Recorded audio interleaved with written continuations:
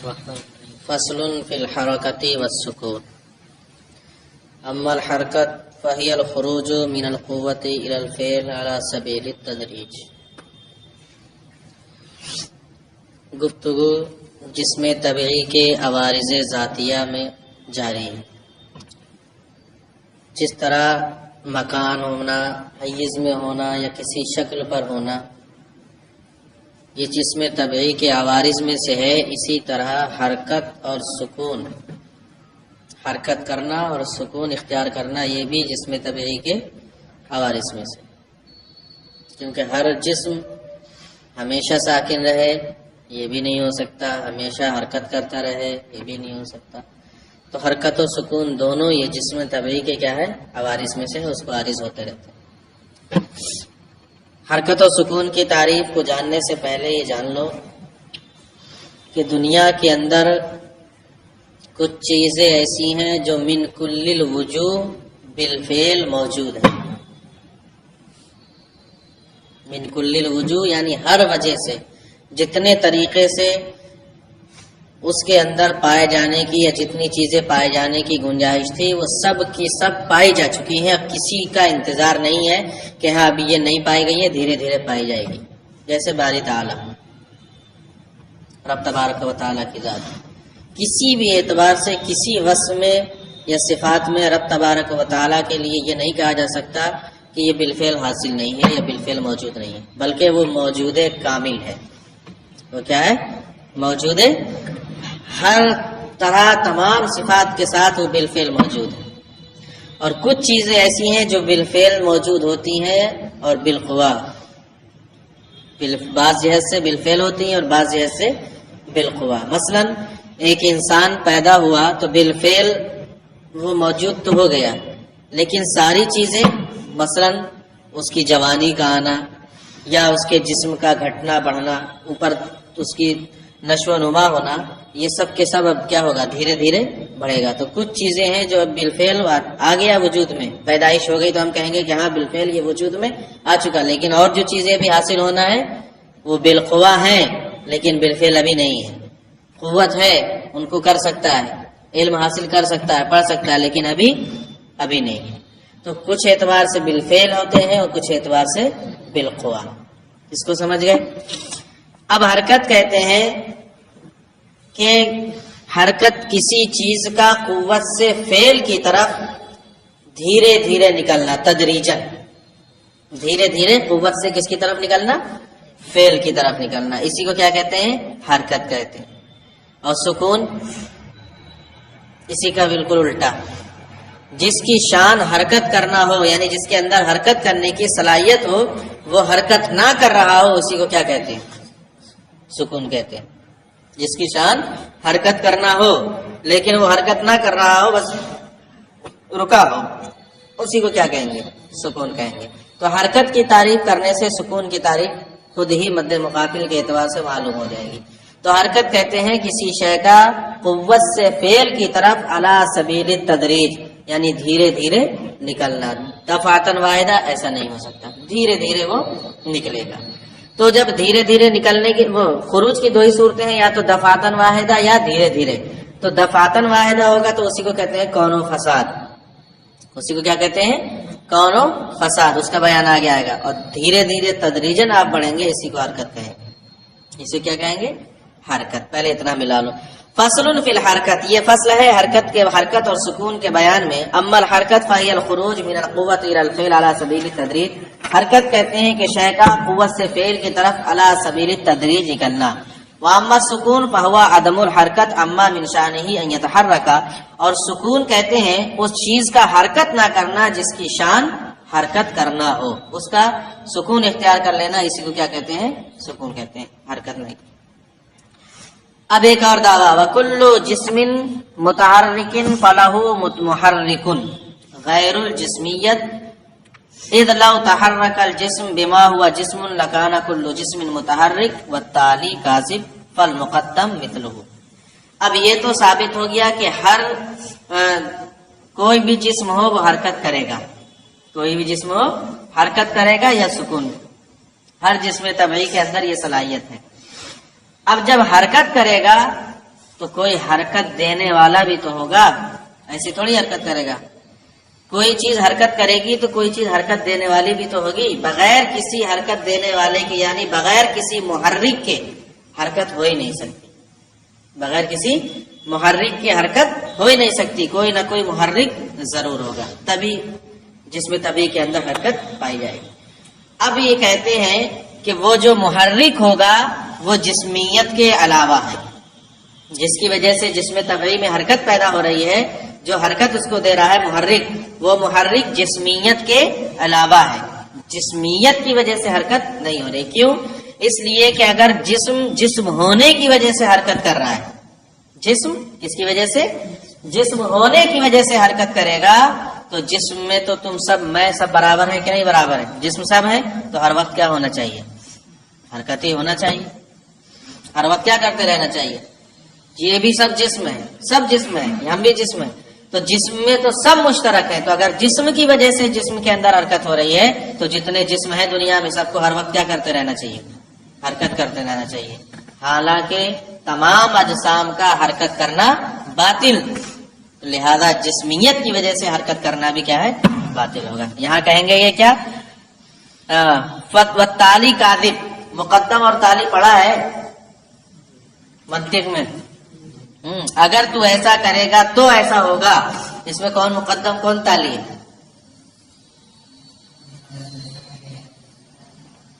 تو اب انہوں نے کیا کہا کہ اگر جسم جسمیت کی بنیاد پر حرکت کرے گا تو تمام اجسام ہر وقت حرکت کرتے رہیں گے.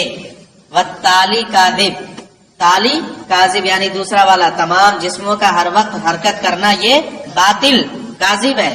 لہذا جسمیت کی وجہ سے جسم کا حرکت کرنا یہ بھی کیا ہو جائے گا؟ باطل ہو جائے گا. تو کسی امر خارج کی وجہ سے حرکت کرے گا، ٹھیک ہے، جسمیت کی وجہ سے نہیں. پہلے اتنا ملا. وَكُلُّ جِسْمٍ مُتَحَرِّكٍ فَلَهُ مُحَرِّكٌ غَيْرُ الْجِسْمِيَّةِ. ہر جسم متحرک کے لیے ایک محرک کا ہونا ضروری ہے جو جسمیت کے علاوہ ہو. إِذْ لَوْ تَحَرَّكَ الْجِسْمُ بِمَا هُوَ جِسْمٌ. اس لیے کہ اگر جسم ہونے کی وجہ سے حرکت کرے گا، لَكَانَ كُلُّ جِسْمٍ مُتَحَرِّكٌ. تو ہر جسم ہر وقت کیا رہے گا؟ متحرک رہے گا. وَالتَّالِي كَاذِبٌ. اور ہر جسم کا ہر وقت متحرک رہنا باطل. فالمقدم مثلہ. تو لہذا جسمیت کی وجہ سے جسم کا حرکت کرنا بھی کیا رہے گا؟ باطل رہے گا. لہذا وہ کوئی اور چیز ہے جس کی وجہ سے جسم کیا کر رہا ہے؟ حرکت کر رہا ہے. وہ کیا ہے؟ وہ بات آئے گی. ثم الحرکت علی اربعۃ اقسام. اب یہ تو آپ نے ثابت کر لیا کہ ہر جسم کے اندر حرکت بھی ہوگی اور سکون بھی ہوگا اور ہر متحرک کے لیے محرک بھی ہوگا. لیکن یہ جو حرکت ہوگی جسم طبعی میں یہ کتنی طرح کی ہوگی؟ کیا ایک ہی طرح کی ہوگی؟ دو طرح کی ہوگی؟ کتنی طرح کی ہوگی؟ کہتے ہیں اس حرکت کی 4 قسمیں ہوں گی. حرکت کی یہ جو قوت سے فعل کی طرف خروج ہو رہا ہے، حرکت ہو رہی ہے، اس حرکت کی کتنی قسمیں ہوں گی؟ 4. حرکت فی الکم کالنمو والذبول. حرکت فی الکیف. حرکت فی العین. حرکت فی الوضع. تقریباً یہ ساری چیزیں ملتی جلتی ہیں، کوئی نئی بات اس میں نہیں ہے، یہ یاد رکھنا. نحو کو بھی ذہن میں رکھنا، اسی سے مثال سمجھ میں آ جائے گی. حرکت فی الکم. کم کسے کہتے ہیں؟ مقدار کو. ٹھیک ہے. حرکت فی الکم کا مطلب یہ ہے کہ جسم کی مقدار کسی چیز کے ملنے سے بڑھ جائے اور کسی چیز کے گھٹانے سے گھٹ جائے. ٹھیک ہے. کوئی چیز جسم میں ملائی تو وہ بڑھی، وہ کیا ہوئی؟ تو حرکت یہاں بھی ہے. حرکت کیا ہے؟ یہاں بھی ہے. جسم میں کچھ لگایا جس کی وجہ سے کیا ہو گیا؟ جسم بڑا ہو گیا. مثال کے طور پر آپ نے ایک چھوٹی سی چیز لی، ایک چھوٹی سی چیز لی، کوئی غبارہ ہی لیا. اب اس میں ہوا بھرنا شروع کی. اس میں کیا کیا؟ ہوا بھرنا شروع کی. تو وہ بڑا ہوتا جائے گا کہ نہیں ہوتا جائے گا؟ تو یہ جو بڑا ہو رہا ہے یہ بھی تو ایک حرکت ہی ہو رہی ہے. یہ ایک میں مثال دے رہا ہوں، یہ اس پہ سیٹ ہو یا نہ ہو یہ ایک الگ مسئلہ ہے، مگر بڑھ رہا ہے کہ نہیں بڑھ رہا ہے؟ حرکت ہو رہی ہے کہ نہیں ہو رہی ہے؟ بڑھ گیا. تو جسم کو میں کوئی چیز ملانے سے جسم کا بڑھ جانا اور کچھ گھٹانے سے گھٹ جانا. ایک مثال دی انہوں نے، جیسے نمو اور ذبول. نمو کا کیا مطلب ہے؟ نمو کا مطلب ہے جسم کے موافق کسی چیز کو جسم میں ملانے سے جسم کا بڑھنا. جسم کے موافق کسی چیز کو جسم میں ملانے سے جسم کا بڑھنا، اور زبول کا معنی ہے جسم کے موافق کسی چیز کا جسم کے ہٹانے سے جسم کا گھٹنا، جسم کا گھٹنا۔ اسی کی سیدھی تعریف کر دی تھی، حرکت فی الکم کا مطلب ہے کسی چیز کے ملانے سے جسم کا بڑھنا اور کسی چیز کے گھٹانے سے جسم کا کیا ہو جانا، چھوٹا ہو جانا۔ ٹھیک ہے، حرکت فی الکم کن نمو والزبول، یہ ہو گئی حرکت فی الکم، بڑھنا یا گھٹنا۔ وہ حرکت فی الکیف، حرکت فی الکیف حالت، کیفیت۔ ٹھیک ہے، پوچھتے ہیں نا کیفا حالک، تمہارا حال کیسا ہے، تو کیا کہیں گے، حال طیب بہتر ہے یا خراب ہے، یہ حالت۔ تو حرکت فی الکیف کا مطلب یہ ہے کہ ایک حالت سے دوسری حالت کی طرف منتقل ہونا، ایک حالت سے دوسری حالت کی طرف منتقل ہونا۔ جیسے ٹھنڈا پانی ہے، گرم کروانے لگے اس کو، آگ پہ رکھ دیا، کیا ہو گیا، گرم ہو گیا، ایک حالت سے دوسری حالت کی طرف انتقال ہوا کہ نہیں ہوا، یہ جو انتقال ہوا یہی حرکت فی الکیف، یہ کیا ہے، حرکت فی الکیف۔ ٹھیک ہے، اور یہ بھی جان لو کہ ایک حالت سے دوسری حالت کی طرف انتقال کے ساتھ ساتھ اس کی اپنی صورت نوعیہ باقی رہے، تو پانی پانی ہی ہے کہ نہیں، ٹھنڈا تھا جب بھی ویسے ہی تھا، گرم ہو گیا تب بھی کیا ہے، پانی ہے۔ تو صورت نوعیہ کی بقا کے ساتھ کوئی سیب یا آم ابھی کچا ہے، کھٹا ہے، دھیرے دھیرے زمانہ گزرا، وہی آم کیا ہو گیا، میٹھا ہو گیا، لیکن ہے کیا، ابھی بھی آم ہی ہے نا۔ ٹھیک ہے، تو صورت نوعیہ کی بقا کے ساتھ ایک حالت سے دوسری حالت کی طرف منتقل ہو جانا، سمجھ گئے۔ ایک بچہ کسی وقت مثلا چوٹ لگی، کیا ہوا، چوٹ لگی، یا کوئی مرض لاحق ہوا، علاج کیا، صحیح ہو گیا، تو حالت خراب سے حالت بہتر کی طرف انتقال ہوا، لیکن اصل کیا ہے، باقی ہے کہ نہیں باقی، یہی ہے حرکت فی الکیف، اسی کو حرکت استحالہ بھی کہتے ہیں۔ ٹھیک ہے، حرکت فی العین، عین کس کے لیے آتا ہے نحو میں، مکان کے لیے، کہاں، ایک جگہ سے دوسری جگہ انتقال کرنا، یہ کیا ہے، حرکت فی العین۔ ابھی یہاں ہے، پھر ادھر آ گئے، ادھر سے ادھر، یہ ہے حرکت فی العین۔ اور حرکت فی الوضع چوتھی، حرکت فی الوضع کا مطلب یہ ہے کہ جسم حرکت استدارہ کرے، گول حرکت، کون سی حرکت کرے، گول حرکت، اور جسم کے اجزاء مکان کے اجزاء سے الگ ہو جائے، پھر بھی وہ پورا کا پورا مکان پر ٹکا رہے، ایسی کوئی صورت ہو سکتی ہے، جسم کے اجزاء مکان کے اجزاء سے کیا ہو جائیں، الگ ہو، اور پھر بھی وہ پوری کی پوری چیز زمین پر ٹکی رہے،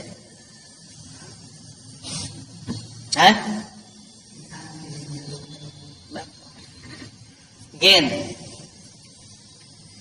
کیا، گول چیز، کوئی بھی گول چیز، آپ اس کو یہاں پر ہے ابھی وہ، ٹھیک ہے، آپ نے اس کو گھما کے ادھر سے ادھر کر دیا، گھما دیا، تو جو اجزاء ادھر تھے اب وہ مکان سے کیا ہو گئے، الگ ہو گئے، اب چھوٹی ہی سی چیز لگی رہے گی، لیکن پھر بھی پوری گیند کہاں ٹکی ہوئی، اس کے بہت سے اجزاء مکان سے کیا ہے، بالکل الگ ہے کہ نہیں الگ ہے، زمین میں بس ایک چھوٹا سا حصہ گیند، گول کسی بھی گول چیز کا ایک چھوٹا حصہ زمین سے ٹکا رہے گا، ٹھیک ہے، اور اسی حصے کی بدولت گیند کا یا کسی بھی گول چیز کا پورا جسم اپنے مکان پر ٹکا رہے گا کہ نہیں ٹکا رہے گا، ٹھیک ہے۔ تو جسم کے اجزاء مکان کے اجزاء سے مباین ہو، الگ ہو، اور پھر بھی وہ پورا کا پورا کیا ہو، اپنے مکان پر ٹکا ہوا، پورا کا پورا کیا ہو، اپنے مکان پر ٹکا ہوا ہو، یہی ہے حرکت فی الوضع۔ ایک صورت اور ہو سکتی ہے حرکت فی الوضع، حرکت فی العین کے ساتھ حرکت فی الوضع پائی جائے، مثلا ہم ابھی ایسے بیٹھے ہوئے، ایسے کافی حصہ ہمارا مکان سے لگا ہوا ہے، ہم اس حرکت سے اٹھے، ہم نے حرکت فی العین کی، اٹھ کر کھڑے ہو گئے، کیا ہو گئے، اٹھ کر کھڑے ہو گئے، ابھی ہماری وضع دوسری ہے، ابھی کیا ہے وضع ہماری، کیا ہے یہ قعود کی وضع ہے، کھڑے ہو گئے، اب کیا ہو گئے، قیام میں ہو گئے، تو بہت سے اجزاء مکان سے الگ ہو گئے، لیکن پھر بھی ہم کہاں ٹکے ہوئے ہیں، مکان سے ٹکے ہوئے ہیں کہ نہیں ٹکے ہوئے ہیں، تو وضع بدلی کہ نہیں بدلی، بیٹھے ہوئے تھے، کھڑے ہو گئے، وضع بدل گئی، اجزاء الگ الگ بھی ہوئے تو یہ بھی ایک صورت وضع کی ہوگی. سمجھ میں آ گیا؟ اب ملاؤ اتنا.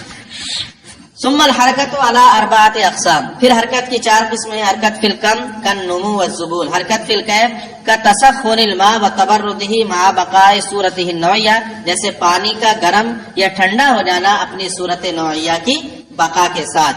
وتسمى هذه الحرکت استحالہ، اور اس حرکت کو کیا کہتے ہیں؟ استحالہ، یعنی ایک حالت سے دوسری حالت کی طرف منتقل ہونا. وحرکت فی العین وهي انتقال الجسم من مکان الى مکان علی سبیل التدریج. حرکت فی العین کا مطلب جسم کا ایک مکان سے دوسرے مکان کی طرف علی سبیل التدریج انتقال کرنا. وتسمى نقلہ، اس کو حرکت نقلہ کہتے ہیں، نقل ہونے والی حرکت. ٹھیک ہے. وہ حرکت فی الوضع، اور چوتھی ہے حرکت فی الوضع.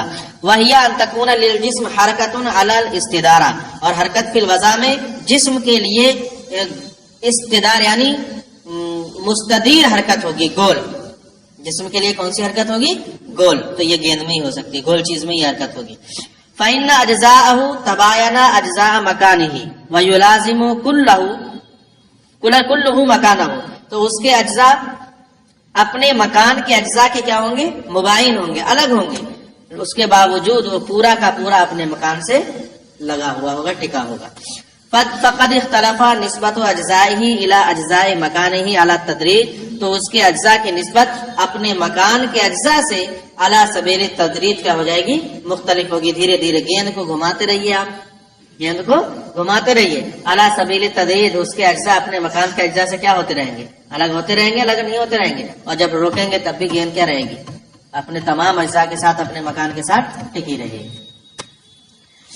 وَنَقُولُ أَيْضًا الحرکت الذاتیہ اما طبعیۃ او قصریۃ او ارادیۃ. سنو، یہ 4 قسمیں ہوئی حرکت کی، یہ الگ اعتبار سے ہوئی.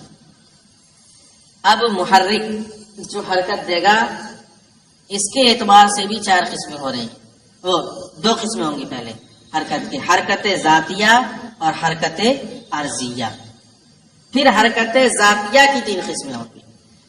حرکت عرضیہ سے یہاں بحث نہیں ہوگی، لیکن حرکت ذاتیہ سے بحث ہوگی. حرکت ذاتیہ اور عرضیہ مثلا وہ حرکت جو بذات ہو وہ حرکت ذاتیہ ہے. جیسے کشتی حرکت کر رہی ہے، کشتی حرکت کر رہی ہے، ہم اسے ذاتی حرکت کہیں گے.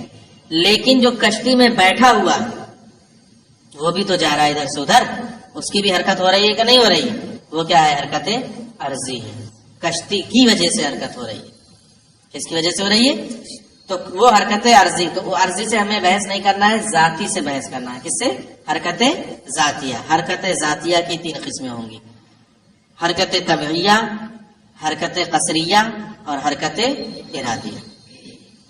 حرکت ارادیہ، حرکت طبعیہ اور حرکت قصریہ. اب ایک کو دیکھو، اس لیے کہ وہ قوت جو حرکت دے گی اب وہ یا تو خارج سے حاصل ہوگی یا خارج سے حاصل نہیں ہوگی. غور سے سننا اس کو. کوئی چیز جب حرکت کرے گی تو اب اس کے اندر جو قوت محرکہ ہے وہ خارج سے حاصل کی جائے گی یا خارج سے حاصل نہیں کی جائے گی. خارج سے اگر حاصل کی گئی، اگر وہ خارج سے حاصل کی گئی تو اسی کو کہیں گے حرکت قصریہ. کیا کہیں گے اسے؟ حرکت قصریہ. اور اگر خارج سے وہ قوت محرکہ مستفاد نہیں ہے بلکہ ذات ہی کے اندر ہے تو اب اس کی 2 صورتیں، یا تو وہ بالارادہ یعنی شعور کے ساتھ ہوگی وہ حرکت. کس کے ساتھ ہوگی؟ شعور کے ساتھ ہوگی وہ حرکت. اگر شعور کے ساتھ ہو رہی ہے اسی کو کہیں گے حرکت ارادیہ. جیسے ہمارا تمہارا حرکت کرنا، ہمارا اور تمہارا حرکت کرنا یہ شعور کے ساتھ ہوتی. جب ہمارا جی چاہتا ہے تب ہم اٹھ کے کیا کر دیتے ہیں؟ چل دیتے ہیں. کیا کر دیتے ہیں؟ ہم اٹھ کے چل دیتے ہیں. اور اگر اس میں شعور نہیں ہے، غور و فکر نہیں ہے تو اسی کو کہیں گے حرکت طبعیہ. جیسے ایک ڈھیلے کی حرکت، ایک ڈھیلے کی حرکت کہیں بھی ادھر سے ادھر آپ نے پھینکا تو وہ قوت تو خارج سے مستفاد ہو، اس سے مسئلہ نہیں ہے. لیکن جو ڈھیلا حرکت کر رہا ہے اس میں قصد و ارادہ یا شعور شامل ہے، اس کے اندر پایا ہی نہیں جاتا ہے شعور، تو یہ کون سی ہوگی؟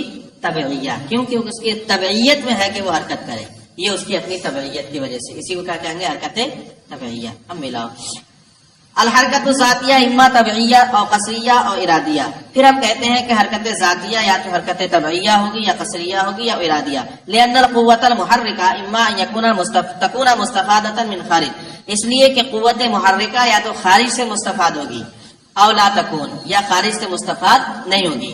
فإن لم تکن مستفادۃ من خارج، تو اگر وہ خارج سے مستفاد نہ ہو، فإما ان يكون لها شعور، تب یا تو اس میں شعور ہوگا، او لا يكون، یا شعور نہیں ہوگا۔ فإن كان لها شعور، تو اگر اس میں شعور ہے، فهي الحرکت الارادیہ، اسی کا نام کیا ہے؟ حرکت ارادیہ ہے۔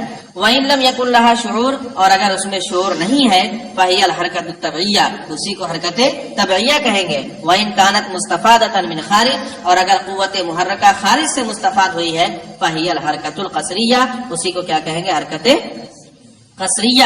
جیسے پتھر کو اوپر کی جانب جب پھینکا جائے، میں نے ایک پہلے بھی یہ مثال دی تھی، تو اب وہ اوپر کو جائے گا کہ نہیں جائے گا؟ تو یہ کس قوت کی بنا پر جا رہا ہے؟ اپنی طبیعت ذات کی وجہ سے، یا خارج سے قوت مستفاد ہوئی ہے اس کی وجہ سے؟ خارج سے قوت مستفاد ہوئی ہے، پھینکنے والے نے پھینکا ہے تو اب وہ اوپر جا رہا ہے، جیسے ہی اوپر جا کے یہ طاقت ختم ہوگی فوراً کیا ہو جائے گا؟ وہ واپس آ جائے۔ وَإِن كَانَتْ مُسْتَفَادَةً مِنْ خارج، اور اگر وہ خارج سے مستفاد ہو، فَهِيَ الْحَرْكَةُ الْقَصْرِيَّةُ، اسی کو حرکت قصریہ کہیں۔